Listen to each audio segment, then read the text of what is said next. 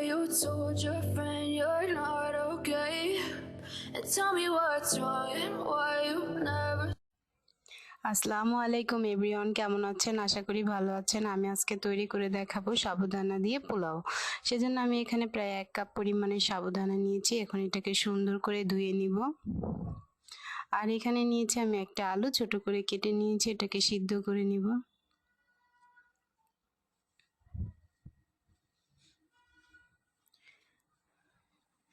2 থেকে 3 বার আমি সাবুদানাটাকে সুন্দর করে ধুয়ে পানি ঝরিয়ে নিয়েছি। এখন আমি এতে দিয়ে দিব প্রায় হাফ কাপ পরিমাণে পানি।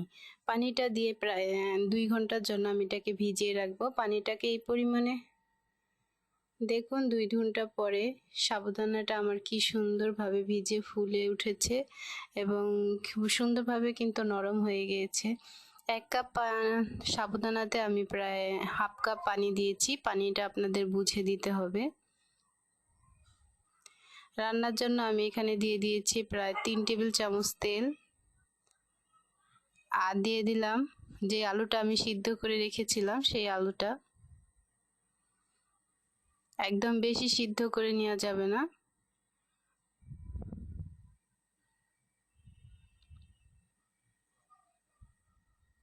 তেলের ভিতরে আলুগুলোকে আমি হালকা একটু ভেজে নিব।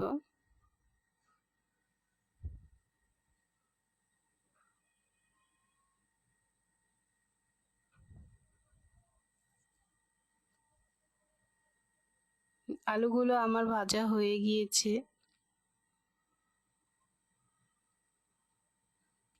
চাইলে আপনারা এটা তুলে নিতে পারেন। আমি এখন এটাকে এক সাইডে রেখে এর ভিতরে দিয়ে দিব প্রায় 2 টেবিল চামচ পেঁয়াজ কুচি।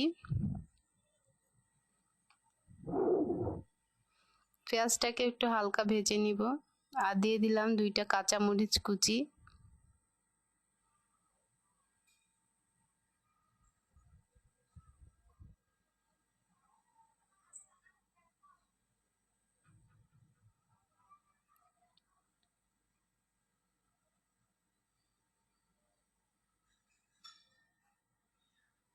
দিয়ে দিলাম হাফ টি স্পুন রসুন বাটা,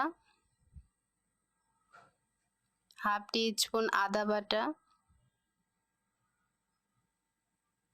দিয়ে পেঁয়াজের সঙ্গে এটাকে মিশিয়ে নিব সুন্দর করে এবং চুলার জালটাকে মিডিয়ামে রেখে আমি পোলাওটা রান্না করে নিব।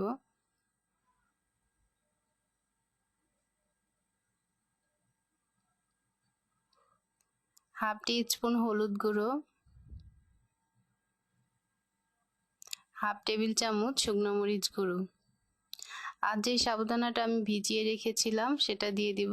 সাবুদানাটা কিন্তু আপনারা বেশি পানি দিয়ে ভিজানো যাবে না, তাহলে সাবুদানাটা নরম হয়ে যাবে এবং পোলাওটা সুন্দর হবে না।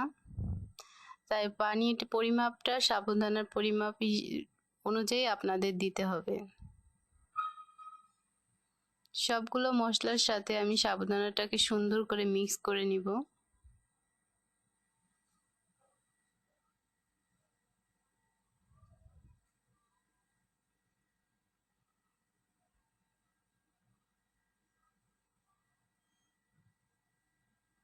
দিয়ে দিব স্বাদ মতো লবণ।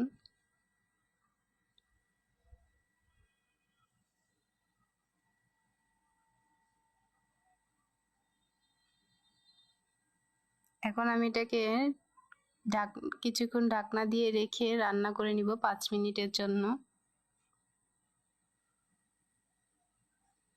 দিয়ে দিলাম কাজু বাদাম, যে কোনো বাদাম চাইলে আপনারা দিয়ে দিবেন, এটা ভাজা বাদাম।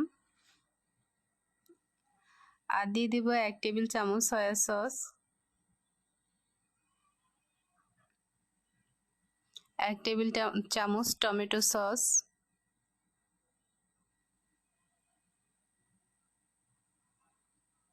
দিয়ে আমি ভালো করে মিক্স করে নিব।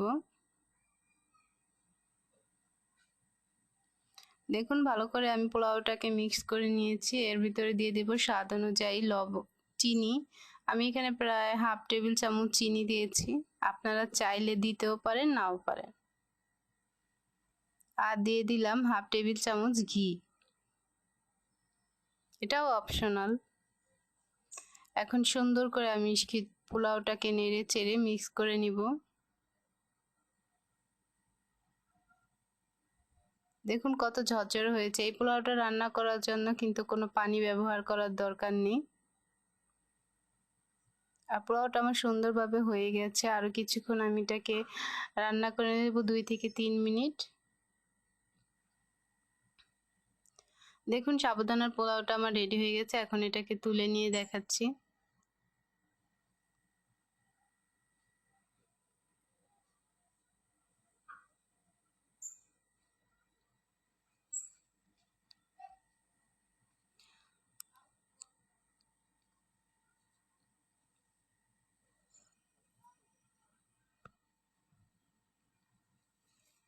খুব সুন্দরভাবে তৈরি হয়ে গেল মজাদার আমার এই সাবুদানার পোলাওটা। চাইলে আপনারা সকাল বা বিকালের নাস্তা হিসেবে এই পোলাওটা খেতে পারেন।